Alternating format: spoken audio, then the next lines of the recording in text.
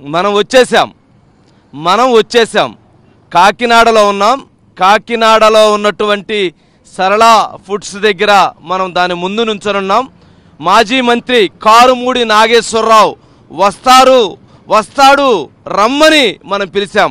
అవినీతి చేయకపోతే, అక్రమాలు చేయకపోతే, దోపిడీ చేయకపోతే రమ్మని పిలిచాం. 5 గంటలైంది. 5 గంటలకు మనం ఇక్కడున్నాం.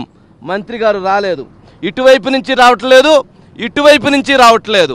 అంటే పేద ప్రజల సొమ్ముని అప్పనంగా దోచుకుంటుంటే, వేల కోట్ల రూపాయలు దోచుకుంటుంటే, అడ్డగోలుగా అవినీతి జరుగుతూ ఉంటే, మరి ఆ రోజు మాజీ మంత్రిగా ఆ రోజు మంత్రిగా ఉన్నటువంటి కారుమూడి నాగేశ్వరరావు మరి ఏమి చేసినట్టు, ఎందుకు దాంకున్నట్లు, ఎందుకు రాలేదు, ఎందుకు పారిపోయాడు అనే ప్రశ్నలు ఉత్పన్నమవుతున్నాయి. ఎందుకు అనంటే 5 సంవత్సరాలు మంత్రిగా ఉన్నప్పుడు, మరి 2.5 సంవత్సరాల పాటు మంత్రిగా పనిచేసినటువంటి కారుమూడి నాగేశ్వరరావు టైంలో 90,000 కోట్ల రూపాయల సబ్సిడీ కేంద్ర రాష్ట్ర ప్రభుత్వాలు ఇవ్వటం జరిగింది.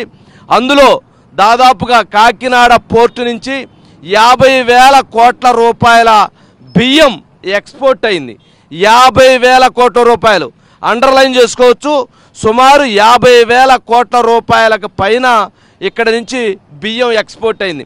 అంటే ఎంత దందా జరిగింది, ఎంత మాఫియా జరిగింది. ఇంత మాఫియా నెట్వర్క్ని పెంచి పోషించినటువంటి మరి బాధ్యత తీసుకోవాల్సినటువంటి ఆ రోజునటువంటి మంత్రి ఎందుకు రాలేదు? ఊరక ఇదే అంశానికి సంబంధించి మనం ఇందుట్లో ఒక కింగ్ పిన్ అంటే ఇప్పుడు మనం సవాల్ చేశాం, మనం వచ్చాం. మరి మాజీ మంత్రి రాలేదు. వస్తారేమో 1000 కళ్ళతో ఎదురు చూస్తూ ఉంటాం. ఇక్కడ ఏదైతే మనం చూస్తున్నటువంటిది ఇది సరళ ఫుడ్స్కి సంబంధించినటువంటి కంపెనీ. ఇది ఒక కింగ్ పిన్. ఎవరైతే వినోద్ అగర్వాల్ అనేటువంటి వ్యక్తి ఈ మొత్తం ఎంటైర్ మాఫియాలో ద్వారంపూడి చంద్రశేఖర్ రెడ్డికి లేదా వాళ్ళ కుటుంబానికి అత్యంత దగ్గరగా ఉంటూ మొత్తం కింగ్ పిన్గా వ్యవహరిస్తూ ఈ మొత్తం మాఫియా సామ్రాజ్యానికి ఒక కీలకమైనటువంటి వ్యక్తిగా ఉన్నటువంటి వ్యక్తి ఈ వినోద్ అగర్వాల్ గురించి తెలుసుకోవాలి అంటే 10,000 కోట్ల రూపాయల పైన ఎక్స్పోర్ట్ చేసినటువంటి అంశాలు విత్ ఆధారాలతో సహా చూపించడానికి మనం సిద్ధంగా ఉన్నాం. వినోద్ అగర్వాల్ చేసినటువంటి మాఫియా అంతా ఇంతా కాదు. మొత్తంగా ఇక్కడ ఉన్నటువంటి ఒక 12 మంది ప్లేయర్స్ ఉంటే ఆ 12 మంది ప్లేయర్స్లో బిగ్గెస్ట్ ప్లేయర్ వినోద్ అగర్వాల్ చేసినటువంటి అరాచకాలు అక్రమాలకు సంబంధించినటువంటి దాంట్లో ఇప్పటికే కేంద్రం DGFTకి సంబంధించినటువంటి కేసుని వేయటం జరిగింది. దాన్ని కూడా ఆ రోజు విత్డ్రా చేయించుకునే విధంగా నడపటం జరిగింది. వీటన్నిటికీ కూడా ఎవరైతే ఈ మొత్తం ఎక్స్పోర్ట్ జరిగినటువంటి దాంట్లో వినోద్ అగర్వాల్కి సంబంధించినటువంటి దాంట్లో ఆంధ్రప్రదేశ్ బియ్యంతో పాటు తమిళనాడు, అదేవిధంగా తెలంగాణ, అదేవిధంగా ఒడిశా రాష్ట్రాలకు సంబంధించి 4 రాష్ట్రాలకి మాఫియా డాన్ ఎవరన్నా ఉన్నారంటే ఆ మాఫియా డాన్ వినోద్ అగర్వాల్. ఇదే ఆయన కంపెనీ ముందు నుంచున్నాం. ఇప్పటికి వినోద్ అగర్వాల్కైనా సరే ఇప్పుడు కూడా సవాల్ విసురుతున్నాం. ఎటువంటి తప్పు లేకపోతే, ఎటువంటి అక్రమాలు లేకపోతే రమ్మంటున్నాం. బయటికి వస్తే ఆయన వర్షం తీసుకోవడానికి కూడా ఆయన ఏం చెప్తారో, ఆయన ఏం సమాధానం చెప్తారో, ఆయన ప్రజలకు ఏం చెప్తారో కూడా వినిపించేందుకు మనం సిద్ధంగా ఉన్నాం. ఆయన తప్పు చేయకపోతే ఆయన రమ్మని పిలుస్తూ ఉన్నాం. తప్పు చేస్తే కారుమూడి నాగేశ్వరరావు ఎలా పారిపోయాడో అలా పారిపోయేదానికి సిద్ధంగా ఉన్నారా అన్న అనుమానాలు ప్రజల నుంచి వ్యక్తం అవుతాయనేటువంటి దాన్ని గమనించుకోవాలి. ఎందుకంటే ఇది ఒక చిన్న మాఫియా కాదు, ఇది ఒక పెద్ద మాఫియా.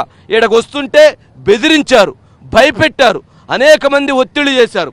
ఎక్కడా ఎవరికి లొంగలేదు. మహాన్యూస్ ఎవరికి లొంగదు, మహాన్యూస్ ఎవరికి భయపడదు. వచ్చి ఇక్కడ నిలబడ్డాం. ప్రతి సవాళ్ళని ఎవరైతే చెప్తూ ఉన్నారో వాళ్ళందరినీ కూడా ఇక్కడ రమ్మని పిలుస్తూ ఉన్నాం. ఇంత పెద్ద నెట్వర్క్, ఇంత పెద్ద మాఫియాని నడిపినటువంటి వ్యక్తులు ఎవరి దగ్గర దోచుకున్నారు అనంటే కేంద్ర రాష్ట్ర ప్రభుత్వాలు 1,500 కోట్లు సుమారుగా ఒక నెలకి సబ్సిడీ కింద ఇస్తున్నటువంటి ఈ మొత్తం రేషన్ బియ్యాన్ని వీళ్ళందరూ కూడా ఒక మాఫియాగా తయారయ్యి వీటన్నిటిని ఇతర దేశాలకు తరలించి ₹1 ఇచ్చినటువంటి బియ్యాన్ని ₹100 అమ్మినటువంటి ఒక మాఫియాగా వీళ్ళందరూ కూడా ఉన్నటువంటి పరిస్థితి.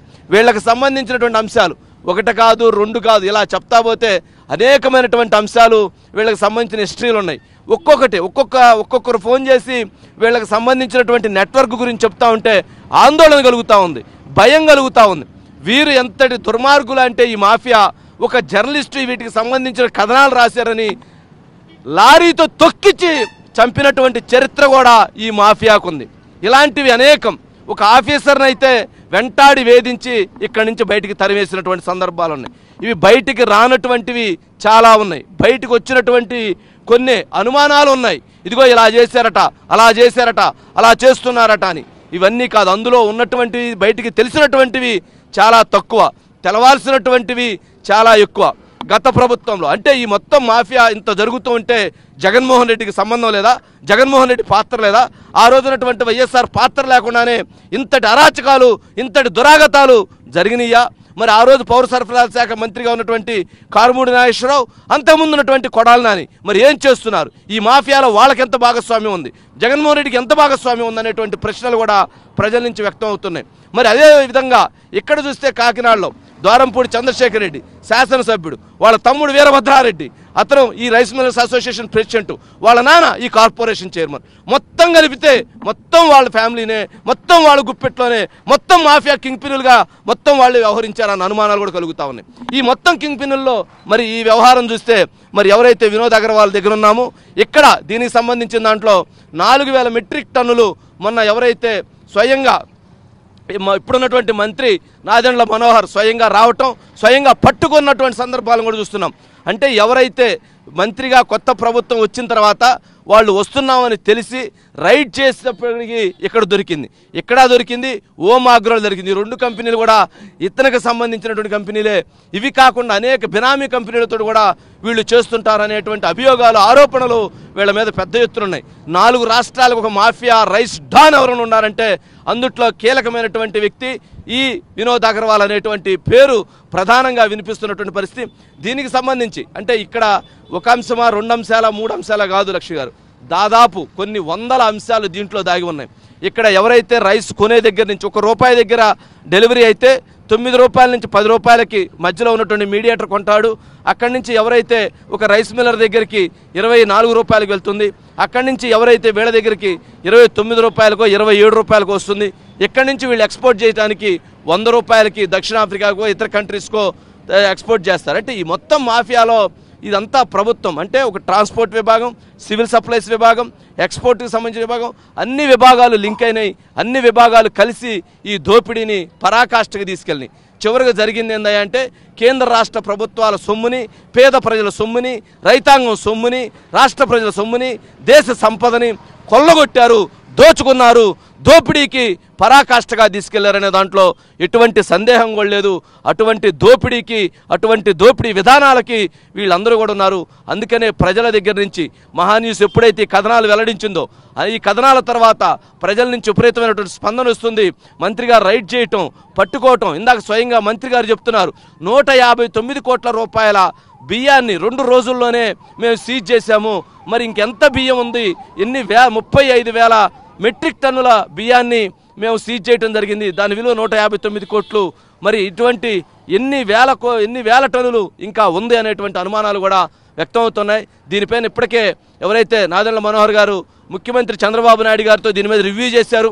ఆయన స్వయంగా ఇది ఒక పెద్ద మాఫియా నెట్వర్క్, 35% to 40% ఇది ఎక్స్పోర్ట్ అవుతా ఉంది, దీని మీద కఠిన చర్యలు తీసుకోవాల్సిన అవసరం ఉంది, దీనికి సంబంధించినటువంటి దాంట్లో ఎవరిని వదిలిపెట్టేటువంటి ప్రసక్తే లేదు, ఎటువంటి పరిస్థితుల్లో కూడా మీరు ఆ రకంగా ముందుకు వెళ్ళండి అని చెప్పని కూడా వారు ఆ రివ్యూలో డిస్కస్ చేయటం. మరి ఈ మాఫియా గడ్డుకట్ట వేయాలంటే ఒక స్థాయిలో సరిపోయేటువంటి పరిస్థితి కాదు. అంటే సిఐడి ఎంక్వైరీ చేస్తారా, సిబిఐ ఎంక్వైరీ చేస్తారా? సిఐడి ఎంక్వైరీ సరిపోతుందా? మరి సిబిఐ ఎంక్వైరీయే కావాలా? సెంట్రల్ బ్యూరో ఆఫ్ ఇన్వెస్టిగేషన్ అయితే ఎవరైతే దీంట్లో ఉన్నటువంటి పందికొక్కులు, తిమింగలాలు ఇటువంటి వాళ్ళందరినీ కూడా పట్టుకోవడానికి అవకాశం ఏర్పడుతుంది. లేకపోతే తప్పించుకుంటారేమో అనేటువంటి ప్రజల నుంచి ఒక భయం కూడా ఉంది. అంటే అంత పెద్ద మాఫియా, అంత పెద్ద నెట్వర్క్ నడుపుతున్నటువంటి వీళ్ళు 4-5 రాష్ట్రాల్లో సముద్రంలో, సినిమాల్లో చూస్తుంటాం, సముద్రంలో జరుగుతుండేది ఒక మాఫియా. అటువంటి మాఫియాను కూడా ఇక్కడి నుంచి కంట్రోల్ చేస్తున్నారు. సినిమాల్లో చూపించినటువంటిది చాలా తక్కువ, సినిమాల్లో చూపించిన దానికంటే ఎక్కువ మాఫియా ఇక్కడి నుంచి జరుగుతుందనేటువంటి దానికి అనేకమైనటువంటి అంశాలు ఉన్నాయి.